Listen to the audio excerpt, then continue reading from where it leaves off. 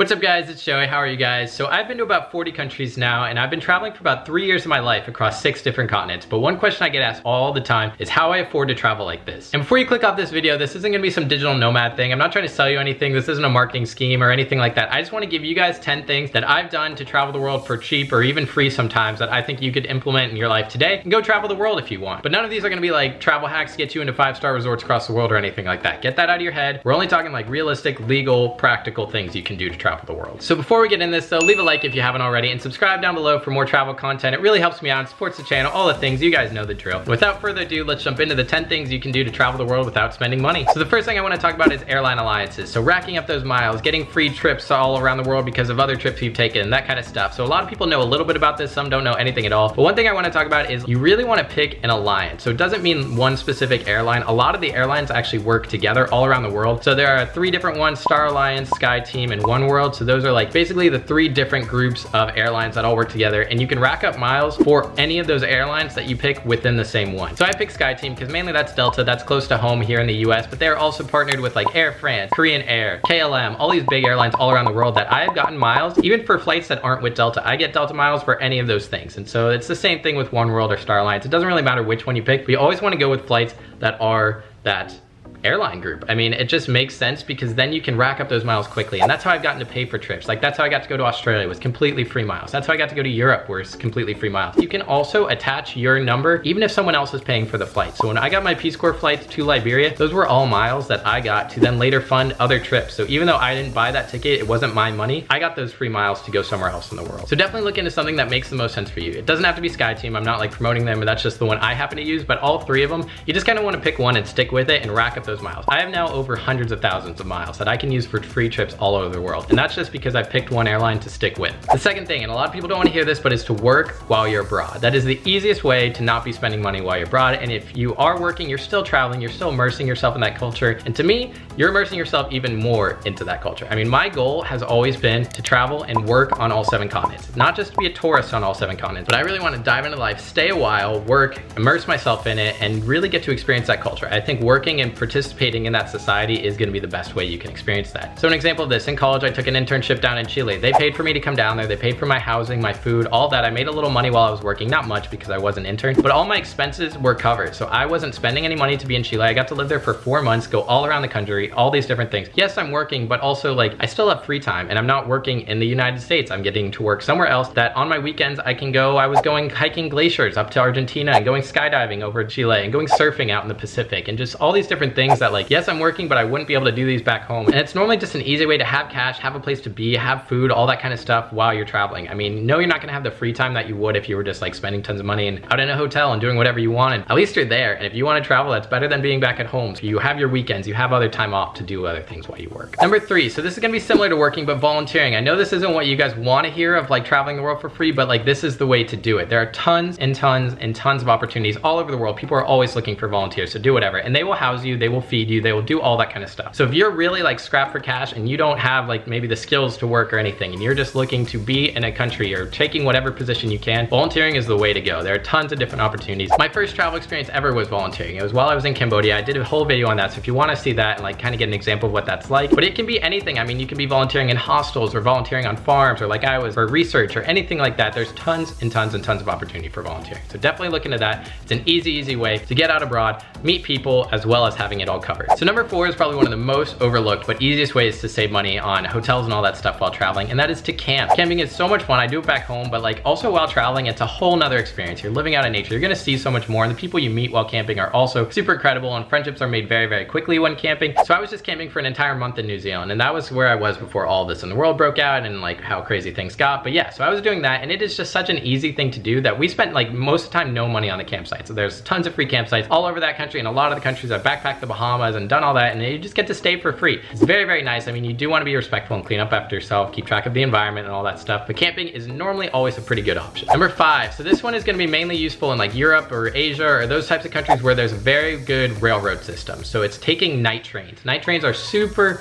helpful because one, it's just really cool. You go to sleep in one country and then you'll wake up somewhere completely different. I think that aspect is awesome. You're not wasting any time. So if you're looking for a really fast trip, night trains are really good. Also, they do give you a bed and all that stuff, so you're buying buying that train ticket for normally cheaper than you would if you bought a day train, because those are more expensive, more people want those. But if you take that night train, you're getting that cheap reduced train ticket, as well as you're not spending anything on accommodation because you're gonna sleep on that train. So you can travel and explore the whole day, take a night train, that's your accommodation for the night, travel somewhere else, and then you have a full new day to explore without spending anything on accommodation, and you've already gotten to your new place without taking up any time. So night trains are super, super useful if you are traveling like very, very fast paced. That's why we use it a lot during Yujo, the documentary I was filming. I will link that here. We did a lot of night trains all across Europe, and it was just like, I don't know, really, really fun because you get that like everything's new all the time. You wake up and you're just in a new country. And that's such a weird, unique feeling that I really, really enjoy. Number 6, so this is gonna be more useful if you are going into that like photography or video world, and that is taking pictures for hotels and Airbnbs or hostels or anything like that. You can normally look on like Airbnb or Hostel World or Booking.com or anything, and if you see their pictures aren't that great, you can normally message them and be like, hey, I will take some pictures for you in exchange for a night or two or whatever. And a lot of places will love this because that means they're not gonna have to hire a photographer. They're getting this for free, and probably that room was gonna sit empty anyway, so now they just get to give it to you for those free pictures. So a lot of places really, really like that if you can get that. That is kind of a reducing industry because a lot of people are now doing that out in the world. So it is gonna be a little bit harder to find, and a lot of people have now good quality pictures and stuff, but it's definitely something to look into. I've done it before, and it's really, really just easy. You literally just email them or message them, ask for it, and if they say no, they say no, whatever, you email somewhere else. But if they say yes, it's a really good option to get a free few nights. It's not gonna get you an extended period of time. Normally it's 2 or 3 nights, but hey, it's something. It'll get you a free night here and there if you're looking into it, but I wouldn't recommend this one for like long-term travel. It's unless you're moving very quickly and can stay on top of it, but it is a little bit more time intensive because you are contacting these people and doing those things. Number 7, so this is also one that's kind of overlooked, and I don't know why. I think people have the stigma of it as like it's not really adventure, but staying with friends and family. This is something I utilize more than pretty much anything else. I have stayed with my family in Chile, in Japan, in Vietnam, in Australia. I've met up with friends in all countries, all across the world, and I just think it's a great resource. One, because like you're traveling, you're their guest if you meet up with them, so like, I don't know, they're gonna be hospitable to you and like feed you or take care of you or maybe point you in the right direction. If they can't, if they don't have the money or resources to support you, they will at least help you or have a friend or something that can. And then also they live there or have been there for a while, so they know what's fun, they know what to do, they can take you places, they can show you things. Also, sometimes they'll have a car, which is super beneficial because I took a lot of public transport, and a car is always just so much easier. You have more control over what you can do. All of a sudden, like a 2-hour trip can become a 30-minute trip if you don't have to rely on like when times are and things like that. So definitely tap into those friends and family, because also it just connects you to,